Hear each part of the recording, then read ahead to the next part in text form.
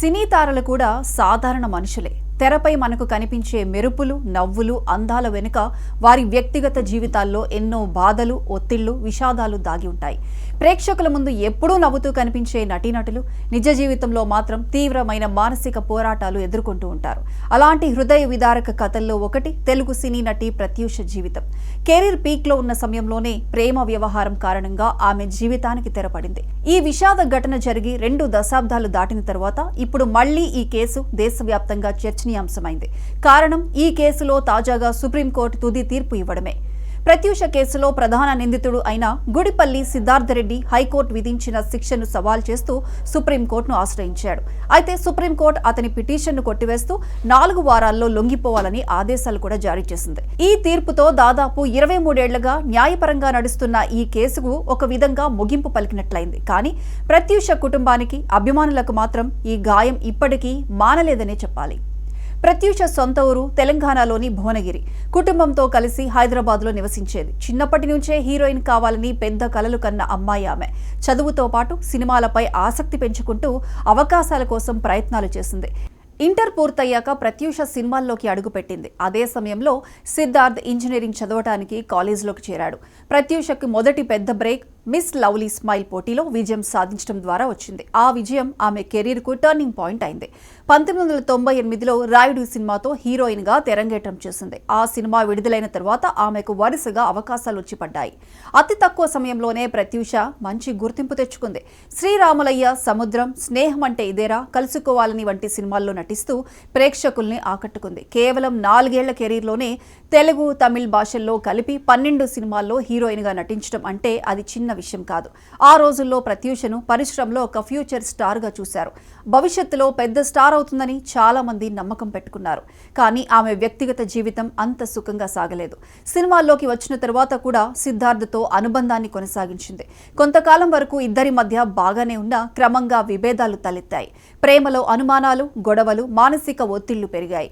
ఈ పరిస్థితులే చివరకు ఆమె జీవితాన్ని మలుపు తిప్పాయి.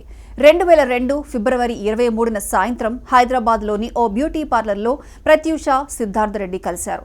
అక్కడి నుంచి ఇద్దరూ కలిసి కారులో బయటకు వెళ్లారు. అదే రోజు రాత్రి ఇద్దరు కూల్ డ్రింక్లో పురుగుల మందు కలిపి తాగినట్లు పోలీసులు నిర్ధారించారు. స్థానికులు వారిని అపస్మారక స్థితిలో చూసి వెంటనే ఆసుపత్రికి తరలించారు. చికిత్స పొందుతూ ఫిబ్రవరి 24న ప్రత్యూష మరణించగా సిద్ధార్థ్ మాత్రం ప్రాణాలతో బయటపడ్డాడు. మొదట ఈ ఘటనను ప్రేమికుల ఆత్మహత్యగా పోలీసులు కేసు నమోదు చేశారు. కానీ విచారణ కొనసాగుతున్న సమయంలో ఒక ఫోరెన్సిక్ నివేదిక బయటకు వచ్చింది. అందులో ప్రత్యూషది ఆత్మహత్య కాదని, ఎవరో ఆమె గొంతు నులిమి చంపారని పేర్కొన్నారు. ఈ నివేదికతో కేసు దిశ మారిపోయింది. అప్పటి రాష్ట్ర ప్రభుత్వం ప్రత్యేకంగా వైద్యుల బృందాన్ని నియమించి విచారణ చేపట్టింది. ఆ వైద్య బృందం చేసిన దర్యాప్తులో ప్రత్యూషది ఆత్మహత్యేనని తేల్చింది. ఆమె పురుగుల మందు తాగటం వల్లే మరణించిందని, ఊపిరాడకుండా చేయడం, లైంగిక దాడి వంటి ఘటనలు జరగలేదని స్పష్టం చేసింది. దీంతో సిద్ధార్థరెడ్డిపై ఆత్మహత్యకు ప్రేరేపించడం అనే నేరం కింద కేసు నమోదు చేశారు. ఈ కేసులో హైదరాబాద్ మెట్రోపాలిటన్ సెషన్స్ కోర్టు సిద్ధార్థ్ను దోషిగా తేల్చి 5 ఏళ్ల జైలు శిక్ష విధించింది. ఆ తీర్పును సవాల్ చేస్తూ అతను హైకోర్టును ఆశ్రయించాడు. హైకోర్టు శిక్షను తగ్గించింది. దీన్ని కూడా అంగీకరించని సిద్ధార్థ్ చివరకు సుప్రీంకోర్టుకు వెళ్లాడు. అయితే అక్కడ కూడా అతనికి ఊరట దక్కలేదు. సుప్రీంకోర్టు హైకోర్టు తీర్పును నిలబెడుతూ 4 వారాల్లో పోలీసులకు లొంగిపోవాలని స్పష్టం చేసింది.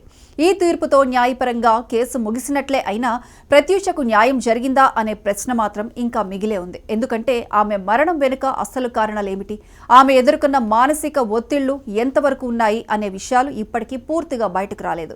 ఒక యువ నటి మంచి కెరీర్ ఉన్న సమయంలోనే ఇలా ప్రాణాలు కోల్పోవటం నిజంగా విషాదం. ప్రత్యూష కథ సినీ రంగంలో ఉన్న యువతకు ఒక హెచ్చరికలా మారింది.